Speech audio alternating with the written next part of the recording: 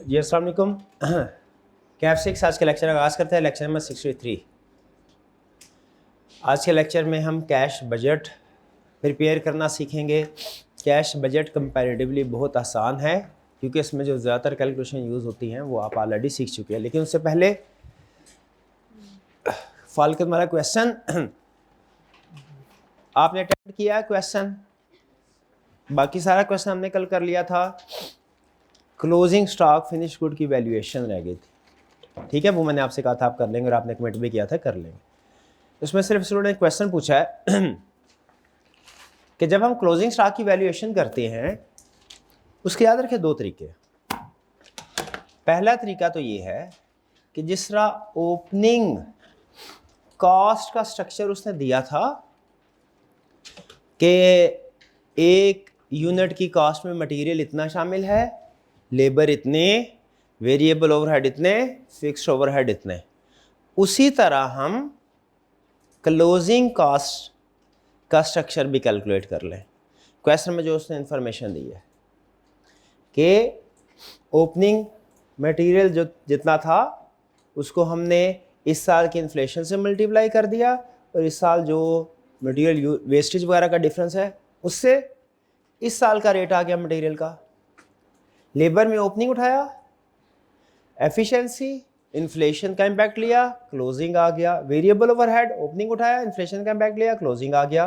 Fixed overhead में उसी तरीके से कैलकुलेशन की, कितना है डिवाइड कर दिया, इसके बाद टोटल आ गया, इसको डिवाइड कर दिया हमने कैपेसिटी के साथ, जो यूनिट प्रोड्यूस है, रेट आ गया। एक तरीका ये तरीका भी ठीक है लेकिन ये टाइम कंज्यूमिंग है। इसकी वजह यह है कि इसमें सारी कैलकुलेशन आपको दो दफ़ा करनी पड़ गई। एक दफ़ा तो आपने ऊपर कॉस्ट ऑफ सेल्स कैलकुलेट करते हुए मटेरियल लेबर ओवरहेड को मल्टीप्लाई किया, एग्री टोटल अमाउंट, एक दफ़ा इंडिविजुअल कॉस्ट कैलकुलेट करते हुए। तो इसका एक आसान हल भी है, आसान है लेकिन उसमें थोड़ी सी एडजस्टमेंट करनी पड़ती है। तो भाई ने इनके जहन में वही आसान हल आया कि सर वो जो मैन्युफैक्चरिंग कॉस्ट है टोटल, उसको डिवाइड कर दे यूनिट्स मैन्युफैक्चर्ड के साथ तो वो भी कॉस्ट आ जाएगी, पर यूनिट कॉस्ट, उसी को यूज़ कर लेते हैं। ये आसान है क्योंकि इसमें जो फिगर्स यूज़ करेंगे वो ऑलरेडी कैलकुलेटेड है। लेकिन ट्विस्ट कहानी में तब आया जब इन्होंने मैन्युफैक्चरिंग कॉस्ट जो है ये अमाउंट, इसको डिवाइड किया टोटल यूनिट्स प्रोड्यूस के साथ। तो उन्होंने कहा सर इससे कॉस्ट कुछ और आती है, कैलकुलेट करके देखिए ज़रा, इससे डिवाइड करें कॉस्ट कुछ और आती है। नीचे यूनिट कॉस्ट ये कुछ हो रहा है, ये 2817.69 है, ये उससे कम आएगी कोई, कितनी आई? तो जरा फर्क किस चीज़ का है, कोई स्टूडेंट बता सकता है? शाबाश। ये मटेरियल कंज्यूम की जो फिगर है इसमें कुछ ओपनिंग स्टॉक शामिल है जो कि डिफरेंट रेट पे है, पुराने रेट पे है। आपने ये सारे का सारा न्यू रेट के ऊपर लेना है क्योंकि क्लोजिंग स्टॉक इस साल के रेट पे आएगा, ठीक है। तो इसलिए अगर आप उसको एडजस्ट करेंगे तो आपकी ये अमाउंट करेक्ट हो जाएगी, ठीक है। और उसको एडजस्ट कैसे करेंगे आप? सिंपल, आपने ये जो कंजम्पशन कैलकुलेट की है डिफरेंट करके किया ना, आपने ये सारे का सारा जो मटेरियल कंज्यूम्ड है लेटेस्ट रेट के ऊपर ही लीजिए वैल्यूएशन के लिए। फिर उसको जब आप नंबर ऑफ यूनिट्स प्रोड्यूस से डिवाइड करेंगे सही आंसर आएगा, यानी 1195575 ये इस साल के मटेरियल कंज्यूम्ड है। क्वेश्चन के अंदर हमने इसको अलग अलग किया क्योंकि एक्चुअल कंजम्पशन तो है डिफरेंट होगी। जब आप इस सारे को मल्टीप्लाई करेंगे 20 के साथ और मल्टीप्लाई करेंगे 1.08 के साथ, यानी सब पे ही इन्फ्लेशन रेट 8% लगा दिया, तो ये मटेरियल कंज्यूम्ड आ जाएगा करंट वाला।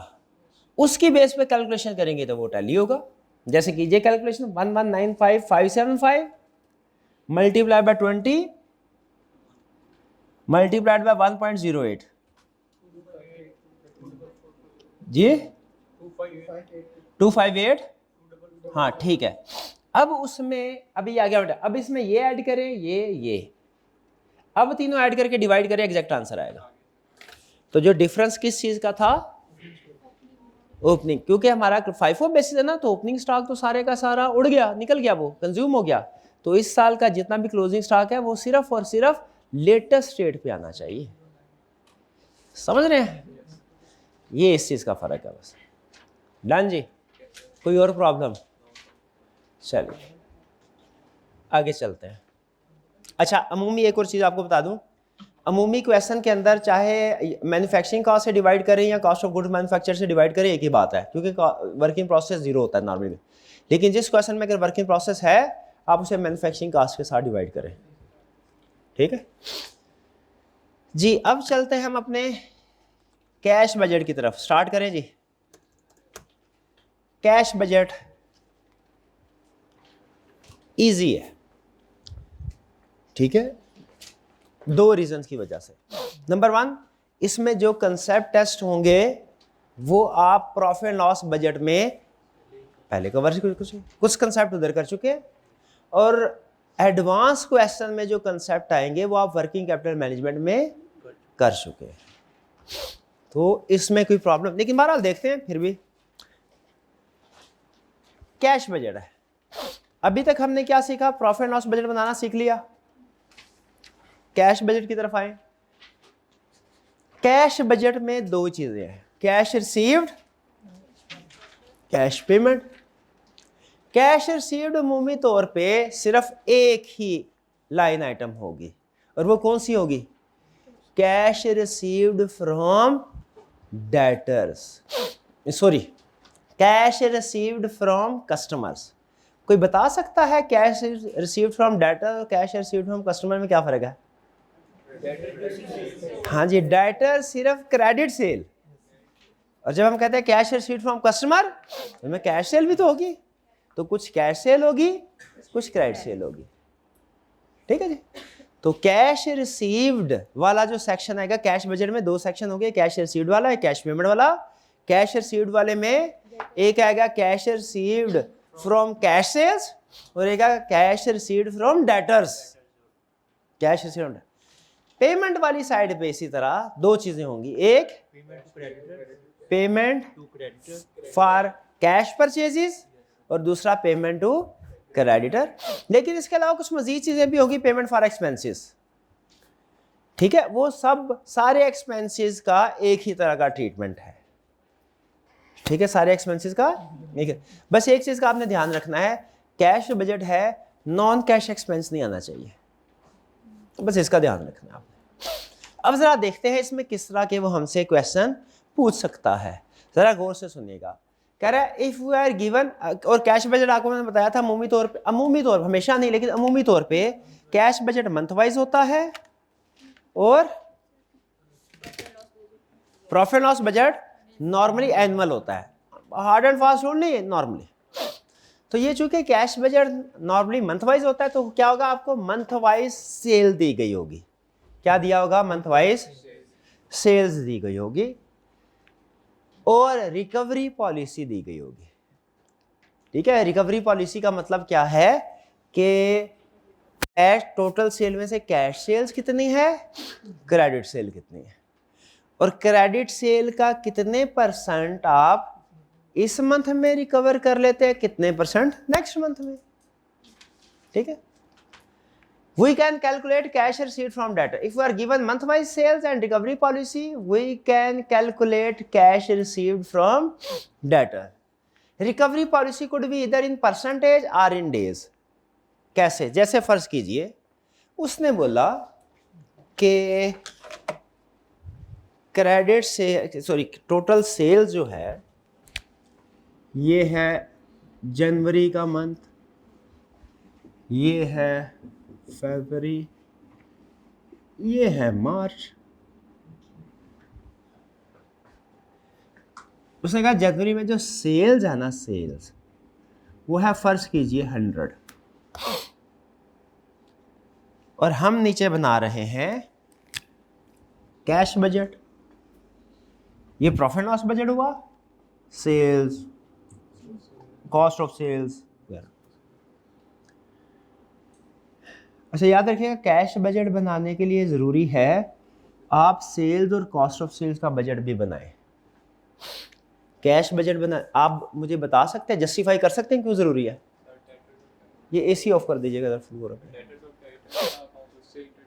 हाँ जी, क्योंकि जब तक आपके पास सेल्स नहीं है cash received from debtors calculate नहीं हो सकता। क्रेडिट सेल पता चलेंगी तो फिर ही कैश रिसीव्ड फ्रॉम डेटर्स हो। और जब तक परचेजेस मालूम नहीं है कैश पेड टू क्रेडिटर्स भी कैलकुलेट नहीं हो सकता। इसीलिए क्वेश्चन के अंदर हमेशा कैश बजट वाले क्वेश्चन में पहले आपने प्रॉफिट, इसीलिए हमने पहले प्रॉफिट लॉस बजट बनाना सीखा, कैश बजट नहीं सीखा। डन। अच्छा, यहां पे वो क्या कहता है, कहता है नीचे उसने रिकवरी पॉलिसी दी है। रिकवरी पॉलिसी क्या है, कह रहा है 20% कैश सेल्स है, रिमेनिंग में से 80% आफ्टर 1 मंथ, 15% आफ्टर 2 मंथ्स। इसको शो करवाए। कैसे करवाएंगे, सबसे पहले 100 है, 20% कैश सेल्स है, इसका मतलब है 20% तो सेम मंथ में आएगा, तो ये आएगा कैश सेल्स कितना 20। ये क्लियर। अब क्या आएगा, cash from debtors,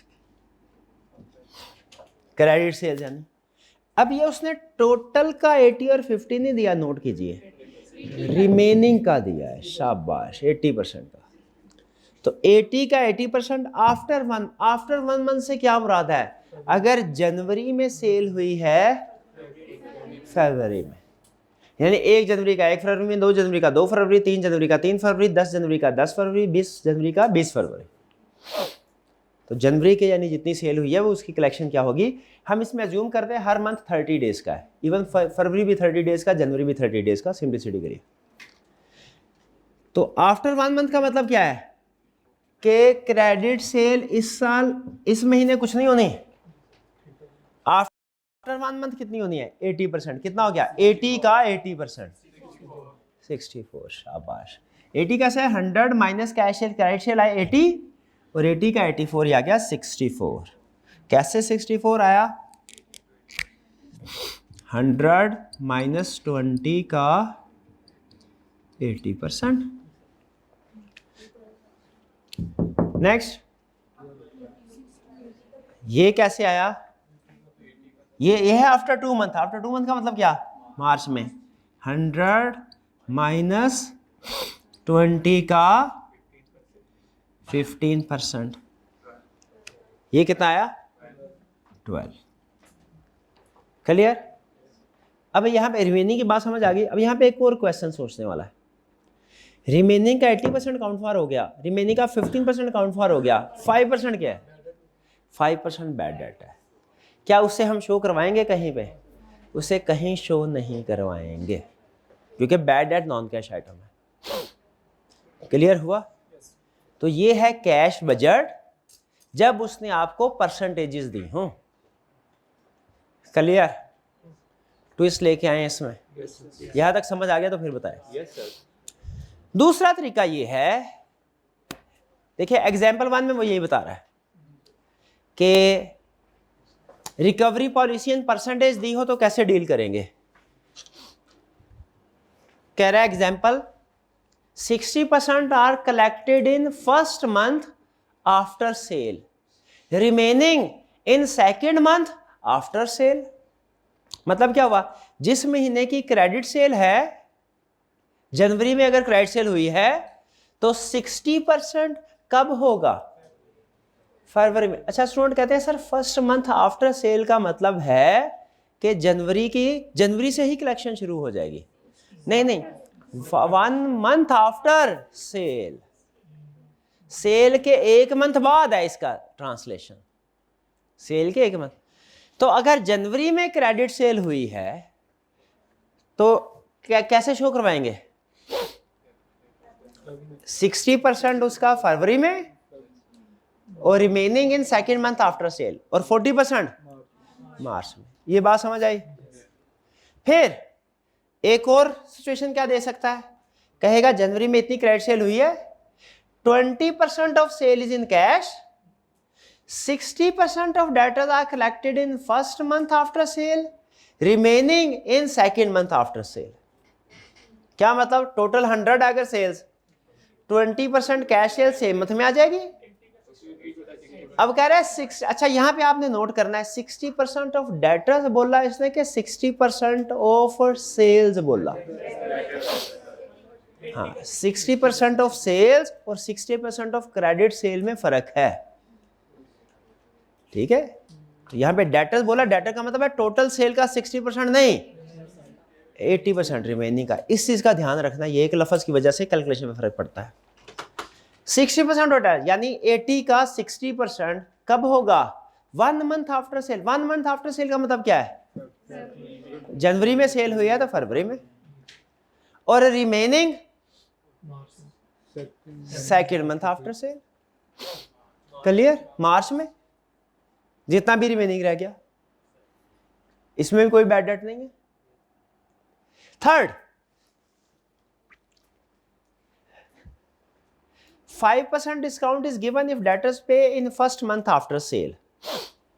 In first month after sale, 5%. 60% debtors are collected in first month after sale, remaining in second month after sale. अगर 100 की क्रेडिट से टोटल सेल हुई, सारी की सारी सेल क्रेडिट है, 100 का पहले इसको इग्नोर कीजिए, पहले वाला 100 का 60% कब होगा, जनवरी में 100 की क्रेडिट सेल हुई है, फरवरी में 60, और 40% मार्च में। लेकिन यहां पे एक एडिशनल पॉइंट है, वो क्या, 5% discount is given if debtors पे इन फर्स्ट मंथ। इसका मतलब है जो फर्स्ट मंथ आफ्टर सेल है यानी 60%, वहां पे आपकी कैलकुलेशन होगी 100 यानी total sale multiply by 60% multiplied by 0.95। 0.95 क्यों, डिस्काउंट है। जैसे यहां पे मैंने बैड डेट काउंट फॉर किया है, अगर इसी केस में वो कहता फर्स्ट मंथ में 5% डिस्काउंट भी देते हैं, तो मैं इसको मल्टीप्लाई बाय 0.95 करता। क्लियर? और अगर कहता कि जी कैश शेयर पे डिस्काउंट देते हैं, तो मैं अकॉर्डिंगली उसके मुताबिक डिस्काउंट कर देता। ये रिकवरी पॉलिसी इन परसेंटेज समझ आ गई? सिंपल कंसेप्ट क्या है भाई, जिस महीने की उसने परसेंटेज दिया उसी लिहाज से कलेक्शन करते जाना। अब ये मैंने आपके सामने सिर्फ एक मंथ की, इसी तरह फरवरी की सेल होगी 125, क्या करेंगे, उस लिहाज से फरवरी से स्टार्ट करना शुरू कर देंगे। कैलकुलेशन रिपीट, मंथ चेंज होगा, कैलकुलेशन रिपीट होगी। समझ आती है जी बात?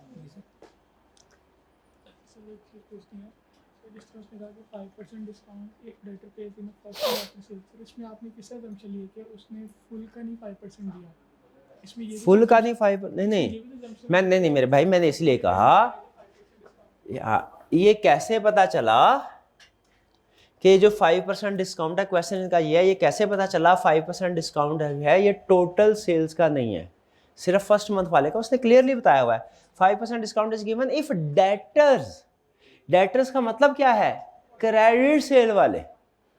कैश वाले को तो डेटर हम कहते ही नहीं है, ठीक है।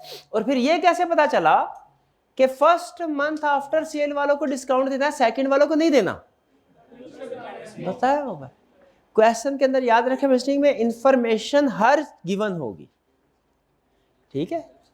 इसमें बजटिंग में बल्कि यही मसला होता है, वो ज्यादा इंफॉर्मेशन दे देता है, एनालिसिस करना थोड़ा सा हमारे लिए मुश्किल होता है। Example 1 clear? Example 2, recovery policy in days. जब वो आपको डेज में बताता है, क्रेडिट पीरियड जिसे आप बोलते हैं, क्रेडिट पीरियड दे देगा। अगर वो आपसे कहे क्रेडिट पीरियड इज 30 डेज, तो इसका मतलब क्या है, जो क्रेडिट सेल जनवरी में हुई उसकी कलेक्शन कब होगी, फरवरी में, डेट इरेलीवेंट मेरे भाई, हम मंथ वाइज बजटिंग बनाते हैं, डेट वाइज नहीं बनाते प्यारे भाई। मेरे भाई हमारी अजम्पशन ये मैंने पहले बताया, हर महीने के 30 डेज है। तो अगर 30 डेज है, 1 जनवरी की सेल 1 फरवरी को होगी, 2 जनवरी की सेल 2 फरवरी को होगी, वो यानी इन शॉर्ट एक एक दिन करके आप कंपेयर कर लें, पूरी जनवरी की सेल पूरी फरवरी में कलेक्ट हो जाएगी। 30 डेज क्रेडिट पीरियड का मतलब क्या है कि जनवरी की सेल फरवरी में रिसीव होगी क्रेडिट सेल, फरवरी की क्रेडिट सेल मार्च में रिसीव होगी, और मार्च की क्रेडिट सेल अप्रैल में होगी। ये बात समझ आई? और अगर कहे क्रेडिट पीरियड 60 डेज है, जनवरी की सेल मार्च में होगी, फरवरी की सेल अप्रैल में होगी, मार्च की सेल क्रेडिट सेल कलेक्शन मई में होगी। और अगर 90 डेज हो, जनवरी की सेल जनवरी फरवरी मार्च अप्रैल में होगी, फरवरी की सेल मई में होगी, फरवरी मार्च अप्रैल मई में, तीसरे में। 3 बे समझ आ रहा है? 30 डेज क्रेडिट का period very next month, 60 days credit period का मतलब उससे अगले मंथ, नॉर्मली 60 डेज तक ही रहता है। क्लियर? अब मैं सोच रहा हूं अगला पॉइंट आपको समझाऊं कि ना समझाऊं। Credit period is 45 days. अभी तक समझ आ रही है? फिर आने देते हैं। अच्छा, इसको फरवरी के बजाय जनवरी कर लें किताब में अपनी।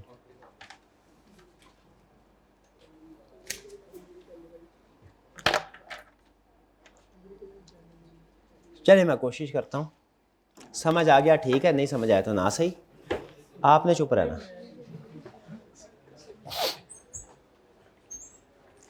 अगर क्रेडिट पीरियड 30 डेज हो, जनवरी की सेल कब रिसीव होगी क्रेडिट सेल की कलेक्शन? फरवरी। फरवरी की क्रेडिट सेल की कलेक्शन मार्च में। इसमें कोई प्रॉब्लम?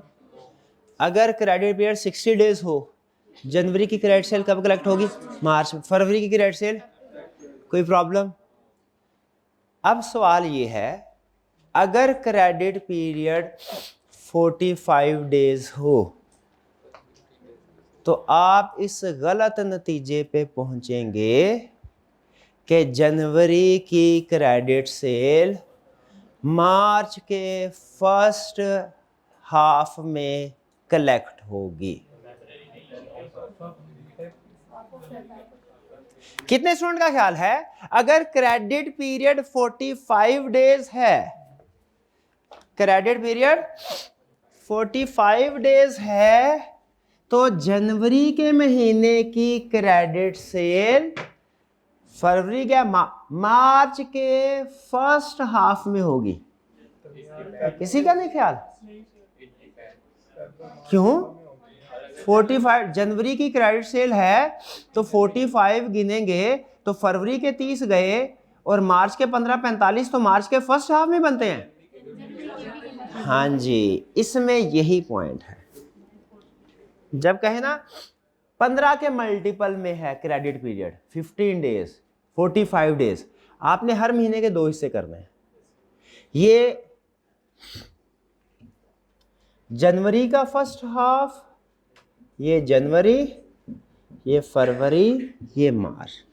देखिए अगर तो क्रेडिट पीरियड 30 डेज है ना, तो जनवरी की क्रेडिट सेल की कलेक्शन फरवरी में, फरवरी की क्रेडिट सेल की कलेक्शन मार्च में, अगर 30 हो।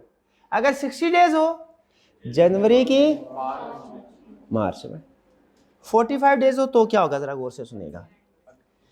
45 डेज का मतलब है जनवरी के शुरू के 15 दिन की कलेक्शन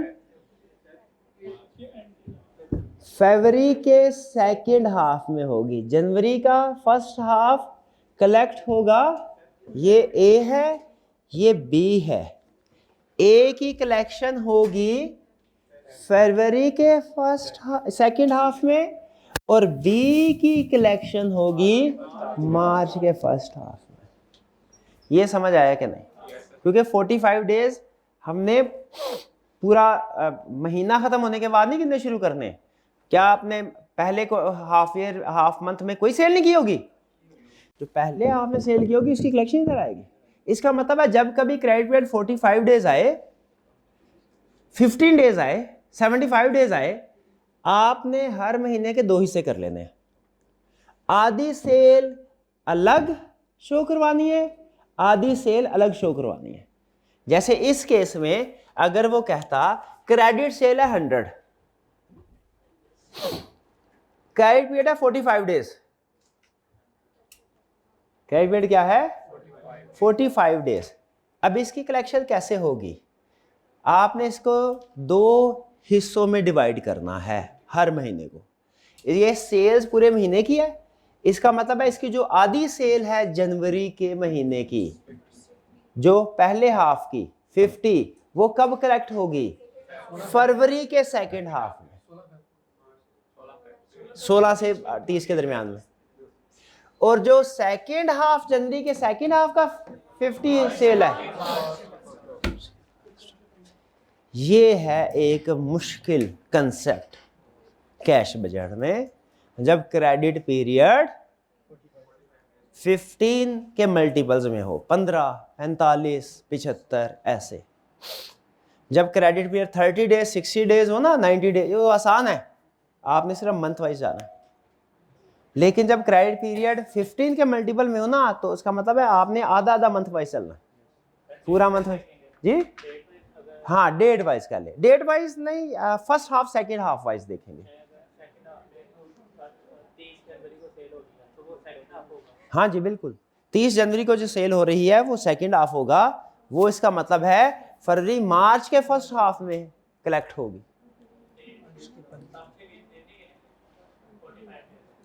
हाँ जी, तब से ही जो 30 दिसंबर, आप असल में ना एक एक दिन की कैलकुलेशन कर रहे हैं, एक एक दिन की कैलकुलेशन नहीं करनी, क्वार्टर हाफ की करनी है।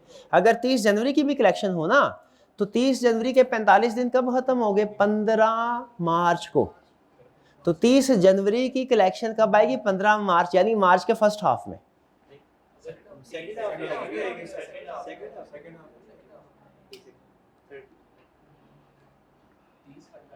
मैं इसीलिए कह रहा हूं दिनों में ना जाए, आप एक एक दिन का हिसाब रखेंगे, गलती भी कर लेंगे। 45 डेज क्रेडिट पीरियड है, 30 दिसंबर, अच्छा वैसे 30 आपने जनवरी बोला क्यों है? 28-25 जनवरी भी तो कह सकते थे। चलें कोई बात नहीं, कंसेप्ट मुश्किल करने का शौक है, कोई बात नहीं। 30 जनवरी को क्रेडिट सेल की, 30 जनवरी को पहला दिन, फरवरी के 30 दिन कितने हो गए यार? 28 हो गया। ये ऐसे करेंगे फिर बजटिंग नहीं हो पाएगी।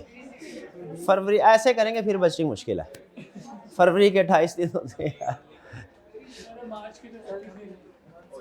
बजटिंग में अजम्पशन होती है मेरे भाई, इन्वेस्टमेंट अप्रेजल में भी अजम्पशन थी 360 डेज, हालांकि किसी साल में 360 डेज नहीं होते, मेरी ज़िंदगी में नहीं कभी ऐसा, लेकिन बजटिंग में हम एज्यूम करते हैं। फरवरी के भी एक्चुअली नॉर्मली 28 दिन होते हैं, लेकिन बजटिंग में हम एज्यूम करते हैं सिंप्लिसिटी ऑफ कैलकुलेशन के लिए 30 डेज होंगे। ठीक है जी। अच्छा, अब आते हैं कैश पेड।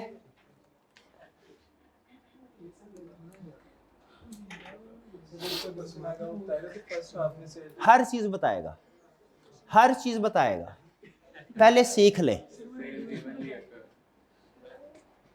मेरे भाई। मैं जब पढ़ा रहा हूं, मैं पहले भी अर्ज की है मेरे भाई, मुझे एक दफा ना सारे सवाल यकीन कीजिए उस्ताद ने ना लगाए होते हैं पैंचर सारे, उसे मौका दिया करे कि वो अपने दिल की सारी बात आपके साथ शेयर कर सके। हाँ जी, मुझे बताइए, ये अब मुझे फिर शुरू से करना पड़ेगा। कैश बजट के 2 हिस्से हैं, कौन कौन से? Cash received, cash payment. Cash received में आइटम कौन कौन सी आएगी? कैश फ्रॉम कैश सेल्स और कैश फ्रॉम डेटर्स। डेटर्स का लिया क्रेडिट सेल कह ले। पेमेंट साइड पे कैश फ्रॉम कैश परचेजेस और कैश फ्रॉम क्रेडिट परचेजेस, या कैश फ्रॉम क्रेडिटर भी इसको कह सकते हैं। लेकिन पेमेंट साइड पे मजीद कुछ एक्सपेंसेस भी आएंगे, सेलिंग एक्सपेंसेस, एडमिन एक्सपेंसेस, वो जैसे जैसे आएंगे हम उसको रिकॉर्ड करते रहेंगे। ठीक है। अब जो सबसे बड़ी कैलकुलेशन होती है कैश बजट में, सबसे बड़ी कैलकुलेशन होती है कैश बजट में, वो होती है cash received from debtors calculate करना। उसके लिए मैंने आपको पहली चीज ये बताई है कि पहले आपको सेल्स और कॉस्ट ऑफ सेल्स का बजट बनाना पड़ेगा, फिर उसके बाद कैश बजट बनेगा। पहले सेल्स और कॉस्ट ऑफ सेल्स का बजट क्यों बनाना पड़ेगा?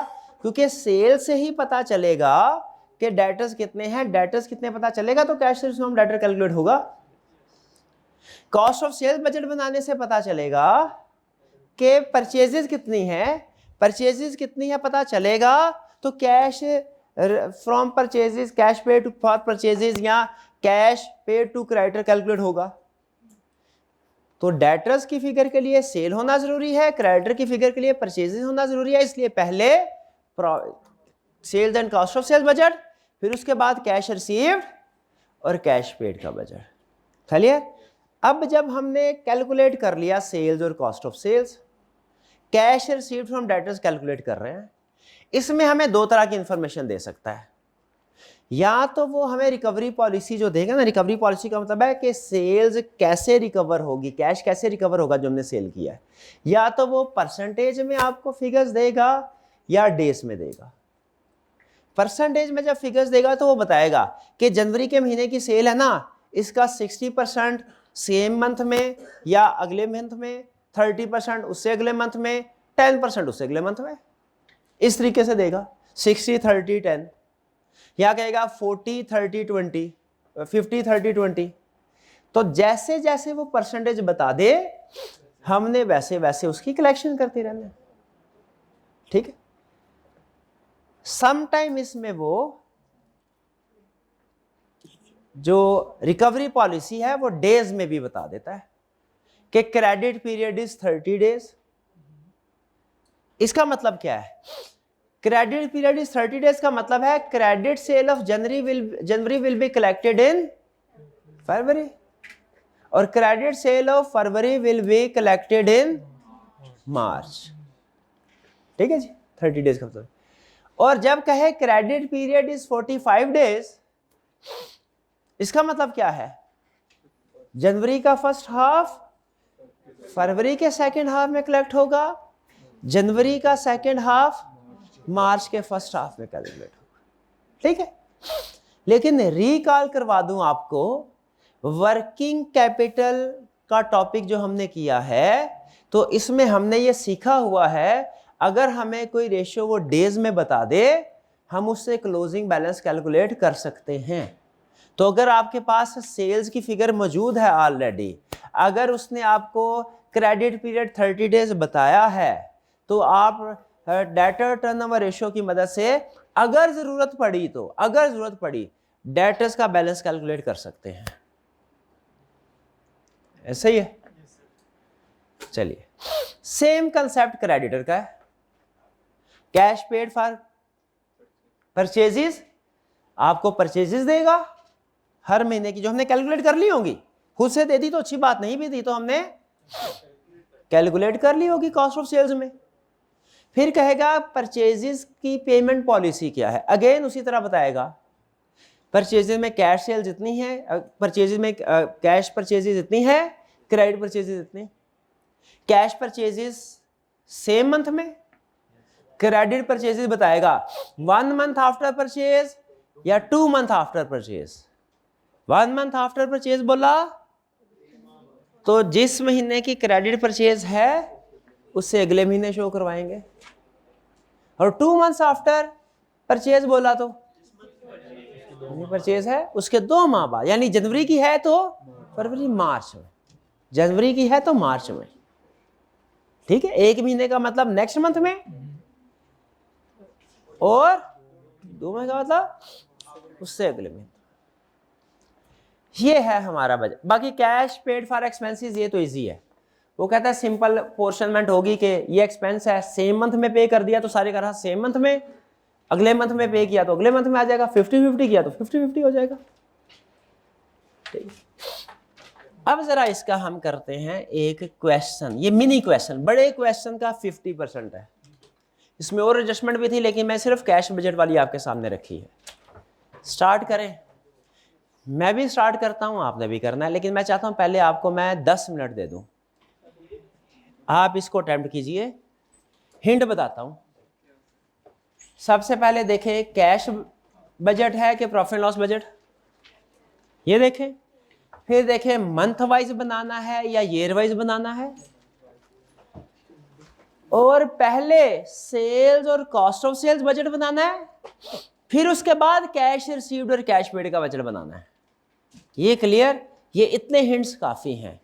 स्टार्ट कीजिए जी, आपके पास टाइम है। ऑनलाइन वाले स्टूडेंट्स आप लोग भी प्रिपेयर कीजिए, पॉज कीजिएगा जी। उम्मीद है आपने क्वेश्चन कर लिया होगा। आइए इसको ज़रा मिलके देखते हैं किसको कैसे अटेम्प्ट करना है। कह रहा है zinc limited is engaged in trading business। सबसे पहले sorry requirement, calculate month wise cash received from debtors and cash paid to creditor for the quarter ending 31 May 2020। पहली चीज, आपने कैश रिसीव्ड और कैश पेड रिक्वायर उसने quarter का किया हुआ है। क्वार्टर का मतलब 3 महीने, क्वार्टर एंडिंग मई 31 का मतलब रिक्वायरमेंट में है मार्च, अप्रैल और मई। आपने लेकिन इसको मंथ वाइज कैलकुलेट करना है, पूरे क्वार्टर की एक सिंगल फिगर नहीं कैलकुलेट करनी। कैसे करना है? Month wise. ये बात क्लियर हुई पहली चीज। दूसरी चीज, रिक्वायरमेंट में है 3 महीने, उसने डाटा दिया हुआ है उसने 1 2 3 4 5 6।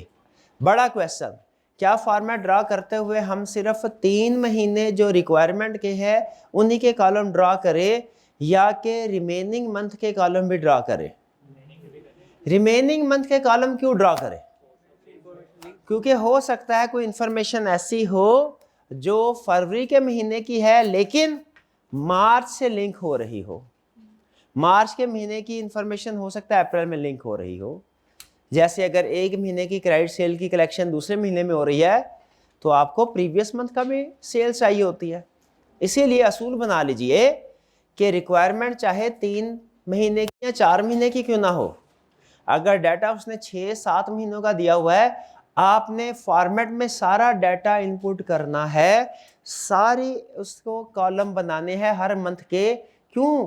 क्योंकि एक महीने की इंफॉर्मेशन हो सकता है अगले महीने से लिंक हो, या अगले महीने की इंफॉर्मेशन प्रीवियस मंथ से लिंक हो। ये बात समझ आई? इसीलिए आप नोट कीजिए कि उसने पूछा है क्वार्टर का 3 महीनों का, लेकिन मैंने कॉलम कितने ड्रा किए? 1 2 3 4 5 6 के 6 महीनों के। कौन कौन सा है जी ये? जनवरी, फरवरी, मार्च, अप्रैल, मई और जून। ऐसा ही है, जून का भी है। डन। और नीचे कैश बजट भी। अच्छा, ये मैंने 2 बजट क्यों बनाए? प्रॉफिट एंड लॉस बजट मैंने क्यों बनाया? रिक्वायर नहीं है, क्यों बनाया?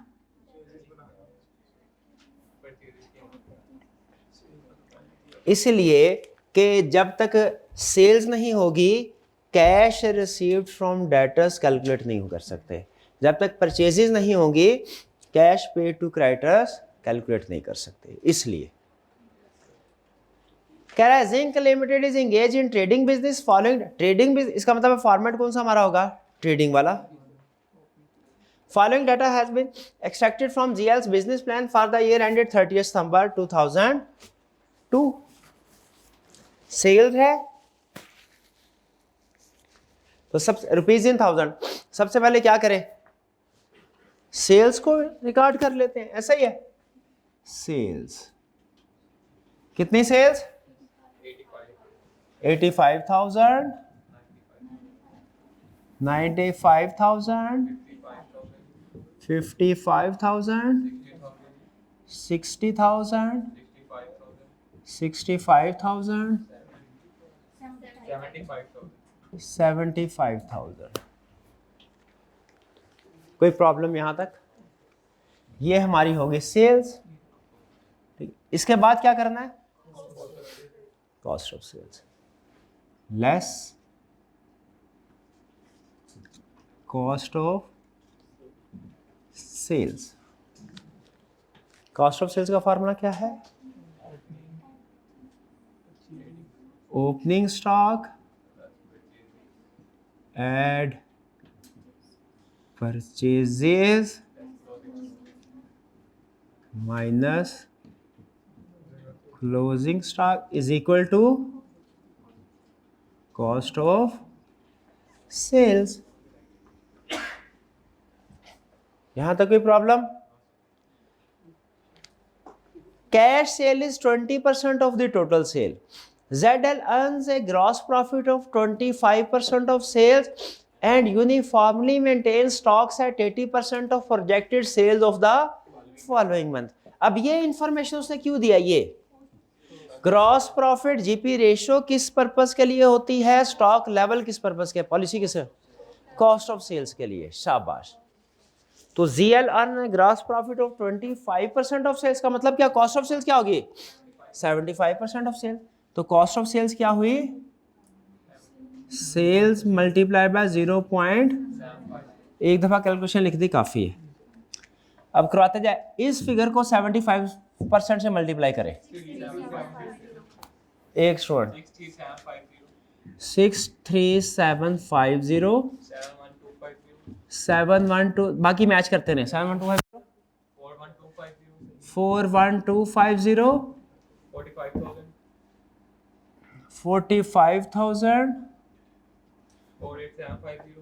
48750 75% इसका 56250 चेक पॉइंट। यहां तक देखिए कैलकुलेशन ठीक है भैया? कैलकुलेशन मैच हुई आपकी? ओके। क्लोजिंग स्टॉक की क्या पॉलिसी बनाई है? 80% of the projected sale of the following month. Again वही क्वेश्चन आ जाएगा। 80% ऑफ द प्रोजेक्टेड सेल का मतलब क्या है? 80% of cost of sales. Sales नहीं, कॉस्ट ऑफ सेल्स। क्यों कॉस्ट ऑफ सेल्स? क्यों? क्योंकि स्टॉक एट कॉस्ट ही मेंटेन होता है। तो जनवरी के महीने का क्लोजिंग स्टॉक क्या होगा? फरवरी के कॉस्ट ऑफ सेल्स का 80%। क्या है? 57,000। अब फरवरी के महीने का क्लोजिंग स्टॉक होगा मार्च की कॉस्ट ऑफ सेल्स का 80%, 33,000। मार्च का क्लोजिंग स्टॉक होगा अप्रैल की कॉस्ट ऑफ सेल्स का 80%, 36,000। अप्रैल का क्लोजिंग स्टॉक होगा मई की कॉस्ट ऑफ सेल्स का 80%, 39,000। मई का क्लोजिंग स्टॉक होगा जून की कॉस्ट ऑफ सेल्स का 80%, 45,000। ये कुछ पता है इसको जीरो या क्वेश्चन मार्क कर लें, आपकी मर्जी। Check point. कोई प्रॉब्लम? कोई प्रॉब्लम नहीं। अब ओपनिंग स्टॉक कैसे कैलकुलेट करें? जो इस महीने का क्लोजिंग स्टॉक है वो अगले महीने का ओपनिंग स्टॉक 57,000, 33। एंड में एक प्रॉब्लम आएगी, लेकिन आपको पता है ना वो प्रॉब्लम क्या आएगी? कितने स्टूडेंट को पता है प्रॉब्लम क्या आएगी एंड में? क्या प्रॉब्लम आएगी आपको पता? जी, फर्स्ट मंथ। शाबाश। ये कैसे कैलकुलेट करेंगे? दिसंबर की क्लोजिंग स्टॉक जनवरी की कॉस्ट ऑफ सेल का 80% होगा, जो कितना है? हाँ, वही ओपनिंग होगा 51,000। ये कैलकुलेशन कितने स्टूडेंट्स को समझ आई? 51। शाबाश, बेहतर। मुझे बताया कि प्रॉब्लम। अब क्या करना है हमने? परचेजेस कैलकुलेट करनी है, balancing figure. Cost of sales add closing stock minus, reverse जा रहे हैं ना, रिवर्स जा रहे हैं। कॉस्ट ऑफ सेल्स में ऐड करेंगे क्लोजिंग स्टॉक, माइनस करेंगे ओपनिंग स्टॉक। 69750 69750 47250 44250 48,000 54750। यहाँ पे ये अननोन है, ये भी अननोन होगा। क्लियर हुआ? परचेजेस कैसे कैलकुलेट हुई? बैलेंसिंग फिगर, ब्रॉड फॉरवर्ड नहीं, बैलेंसिंग फिगर। कोई प्रॉब्लम? हमने सेल्स भी कैलकुलेट कर ली, हमने परचेजेस भी कैलकुलेट कर ली। यहाँ चेक पॉइंट यहाँ तक साथ है तो बताएं, कोई प्रॉब्लम है तो पूछ लें। जी क्या कैलकुलेट किया? आंसर ठीक आ रहा है तो क्या फर्क आ रहा है? हमारा ओपनिंग हो रहा है, वहां हो रहा है। आपने कॉस्ट ऑफ सेल्स को बेंचमार्क बनाया, आपने ग्रॉस प्रॉफिट को बनाया। यार मैंने पहले भी दरखास्त की है, जिस बच्चे का सवाल हो ना थोड़ी यार भाई इसको चुप करा लिया करें यार, मेहरबानी। वो भाई सवाल पूछ रहा है, उसके सवाल को हाईजैक ना करे। जी मेरे भाई पूछे। ग्रॉस प्रॉफिट क्यों कैलकुलेट किया? ग्रॉस प्रॉफिट तो हम कैलकुलेट करते ही नहीं है। चले कोई बात नहीं, आपने ग्रॉस प्रॉफिट कैलकुलेट किया, फिर सेल्स में से ग्रॉस प्रॉफिट माइनस किया, कॉस्ट ऑफ सेल्स आ गया, तो कॉस्ट ऑफ सेल्स यही आनी चाहिए। ओपनिंग चेंज है, क्लोजिंग भी चेंज। भाई इनकी कैलकुलेशन जरा देखिएगा क्या है। और किसी स्टूडेंट को प्रॉब्लम? चलिए नहीं, बाद में देख लीजिएगा, अभी साथ साथ ये बाद में लेक्चर के बाद देख लीजिएगा। अब है कैश रिसीव्ड फ्रॉम डेटर। उसने बताया cash sale is 20% of the total sales. Cash sale क्या है? टोटल सेल्स का 20%। ठीक है, इसका मतलब है जो जनवरी के महीने की टोटल सेल्स है उसका 20% cash sales same day month, क्या सेम डे में वसूल हो जाता है। तो जो टोटल सेल है उसका कैश सेल्स सेम मंथ में आ जाएगा। और बाकी क्या होगा? बाकी वो ये बता रहा है 60% of the debtors collected in the 60% of sales नहीं बोला, debtors are collected in the first month subsequent to sale, whereas the remaining debtors are collected in the second month following sale. remaining कितने हुए? जो भी remaining 40% है। Clear? तो इसका मतलब ये हुआ 20% ऑफ टोटल से कैश रिसीव्ड, ये हम लिख लेंगे। अच्छा अब यहां पे एक काम, ये मंथ वाइज है, बजट बना रहे हैं।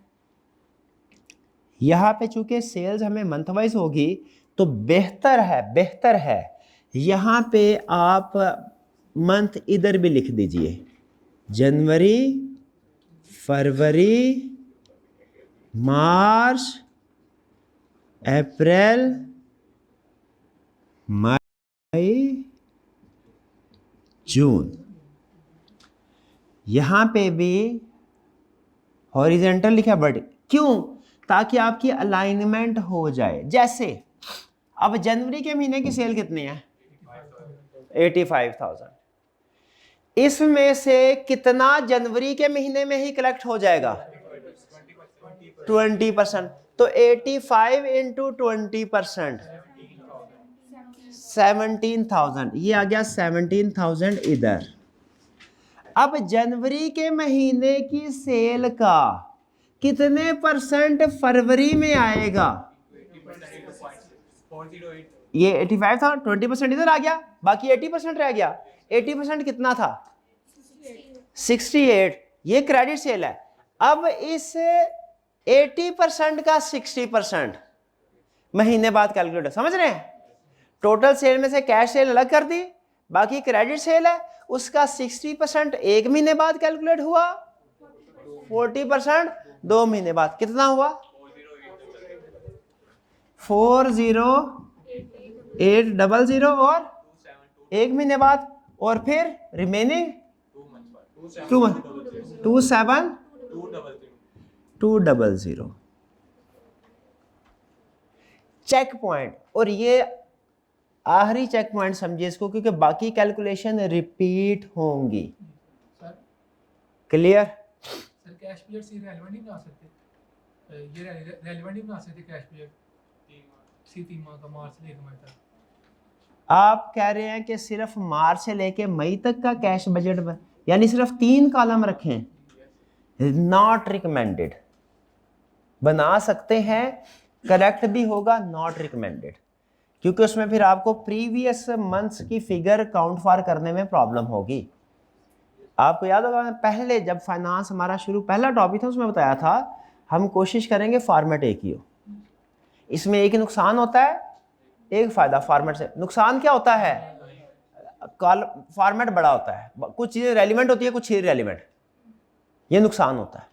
फायदा क्या होता है कि आपको क्वेश्चन पढ़ के ना ये सोचने की जरूरत नहीं है कि मैं शुरू कहां से करूं एंड कहां से करूं, वरना हर क्वेश्चन में आप ये सोच रहे होते हैं इसका फॉर्मेट क्या होगा, शुरू कहां से करना है, एंड कहां से करना है। वो एक ही स्टैंडर्डाइज अप्रोच बनी होती है, आप पहला क्वेश्चन हो या आखिरी क्वेश्चन हो उसी फॉर्मेट के मुताबिक करते जाते हैं। जो चीज है कंप्रीहेंसिव फॉर्मेट होता है, कंप्रीहेंसिव को दूसरे लफ्जों में लेंथी फॉर्मेट भी कह सकते हैं, मुझे कोई प्रॉब्लम नहीं। लेकिन आपको पता है कि मैंने स्टार्ट कहां से करना है, एंड कहां करना है, जो जो दरमियान में चीज नहीं चाहिए वो जीरो करते जाए। भाई ये बात समझ आए कि अब ये मैंने असल में जनवरी की सेल की एलोकेशन की है, ये मैं चाह रहा था कि जनवरी के ये सीधी हो जाए, सिमेट्री हो जाए, इसलिए मैंने यहां भी मंथ लिख दिए। मंथ लिखना जरूरी नहीं था। अब इसी तरह फरवरी के महीने की सेल वो कैसे होगी? फरवरी की सेल है 20% फरवरी में ही कलेक्ट होगा, वो कितना? 90,000 पूरा। और रिमेनिंग 80% का 60% वो कब है? 45600। और 20% के बाद जो क्रेडिट सेल आ जाएगी उसका 40%, 30400। भाईजान आई कैलकुलेशन समझ? पक्का? प्यारे भाई आपकी भी कैलकुलेशन आ गई? किसी और को कोई प्रॉब्लम? अच्छा, एक चीज़ मेरे जहन में आ रही है, हालांकि मेरा दिल अभी नहीं कर रहा कि ये टू अर्ली ना हो जाए, आपके लिए मुश्किल ना हो जाए, लेकिन रिस्क ले लूं। अगर बात समझ आ गई तो काम आसान हो जाएगा।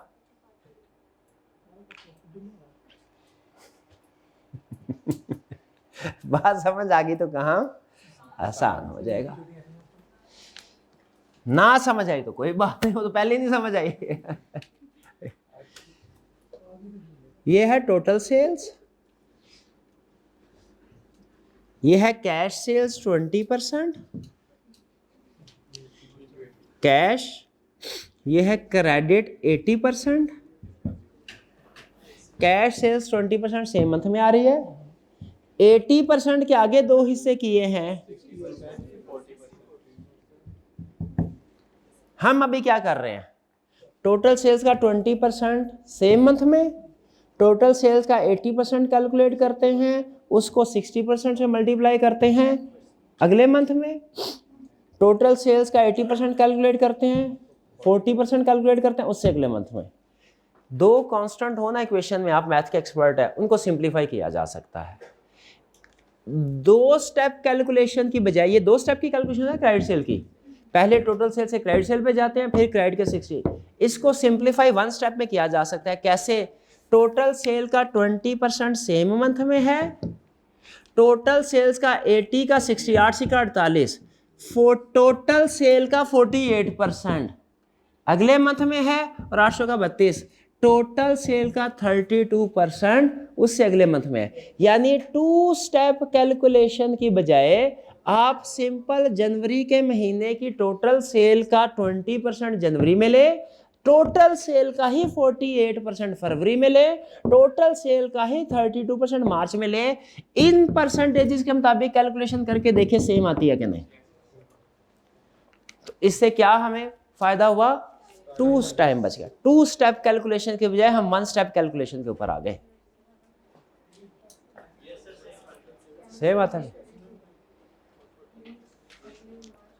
कितने स्टूडेंट को ये वाली कैलकुलेशन इजी लग रही है, कितने स्टूडेंट को ये वाली कैलकुलेशन? दोनों आपके सामने है, जो मर्जी ऑप्ट कर ले, सॉल्यूशन सेम आता है। डन जी। अब क्या करें, मार्च के महीने की कलेक्शन 11,000 मार्च में, 26400 अप्रैल में, और इसका 32% 17600। अब अप्रैल में आ जाए, अप्रैल का 20%, अप्रैल में अप्रैल का 48%,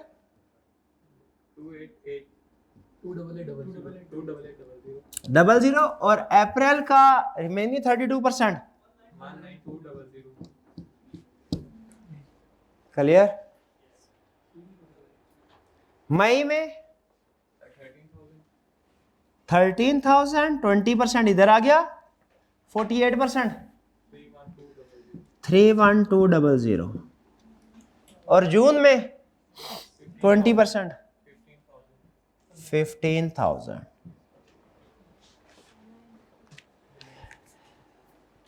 चेक कर ले। क्लियर? पक्का?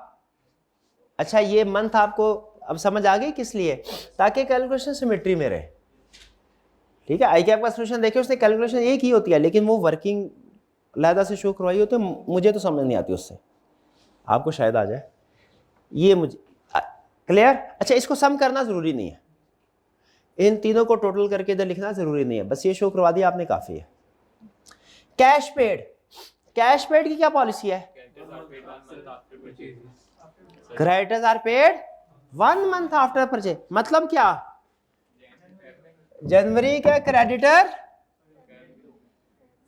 इधर वो लिखने की जरूरत नहीं, इधर सिंपल लिख सकते हैं, क्योंकि इधर 2 मंथ है नहीं, 3 मंथ है नहीं। Cash paid, cash for creditors. जनवरी का कुछ नहीं है, जनवरी की अब परचेजेस, फरवरी में 69750, फरवरी की परचेजेस 47250, मार्च की अप्रैल में, अप्रैल की मई में, मई की जून में। ये क्लियर? कुछ समझ आई कैसे बजट बन रहा है? परसेंटेज बना दी उसने कि इतने परसेंट पहले महीने में, इतने परसेंट दूसरे महीने में। अब सोच के बताएं आप, आज के लेक्चर में कोई नई चीज थी? ये नई चीज नहीं, ये पहले पता था, ये नई चीज थी। चले, ये नई चीज हमने सीखी। बाकी टोटल फिगर के परसेंटेजेस अप्लाई करना, ये पहले ही आपको पता है। मतलब वो कहता है पहले जनवरी की सेल 60% फरवरी में होगी, तो क्या हमें 60% कैलकुलेट करना नहीं आता था? जी, कुछ समझ आया कैश बजट? चलिए, अब आपने होम असाइनमेंट करनी है, होम असाइनमेंट कैश बजट की। इसमें और आप पास पेपर में देखेंगे ना, अगर आपको ज्यादा क्वेश्चन कैश बजट के मिलेंगे। क्यों भला? क्या दोनों आ जाते हैं, दोनों आ जाते हैं। सबसे कम क्वेश्चन प्रॉफिट लॉस बजट के, फिर उससे थोड़े से ज्यादा ऐसे जिनमें प्रॉफिट लॉस और कैश बजट दोनों रिक्वायर्ड है, और फिर सबसे ज्यादा सिर्फ कैश बजट वाले, क्योंकि कैश बजट में वो प्रॉफिट लॉस बजट भी चेक कर लेता है। क्लियर? किसी स्टूडेंट को कोई प्रॉब्लम? जी जी, कंसेप्चुअली खत्म हो गया, लेकिन प्रैक्टिस अभी बाकी है। हाँ जी, प्रैक्टिस अभी बाकी है, और प्रैक्टिस के दौरान भी नए नए कंसेप्ट आएंगे। आपने अभी नोट नहीं किया? क्लोजिंग मैंने बताया था जब 30 डेज, इसने डेज में नहीं बताया। डेज वाला क्वेश्चन तो अभी नहीं ना हुआ, फिर डेज वाला क्वेश्चन भी तो करना। परसेंटेज वाला पास पेपर में है, क्यों नहीं है? आज परसेंटेज वाला हुआ है, कल डेज वाला करेंगे। याद है ना, रिकवरी पॉलिसी परसेंटेज में भी हो सकती है, डेज में भी हो सकती है। परसेंटेज वाली तो आ गई आपको, डेज वाली कल करेंगे, लेकिन कंसेप्ट सेम है, इसलिए वो भी आपको पता ही होगा कि उसमें सिर्फ 45 डेज जब आते हैं ना फिर थोड़ा मसला आता है। कोई क्वेश्चन? चलिए आज का लेक्चर यहाँ ख़त्म करते हैं हम। अल्लाह हाफिज़।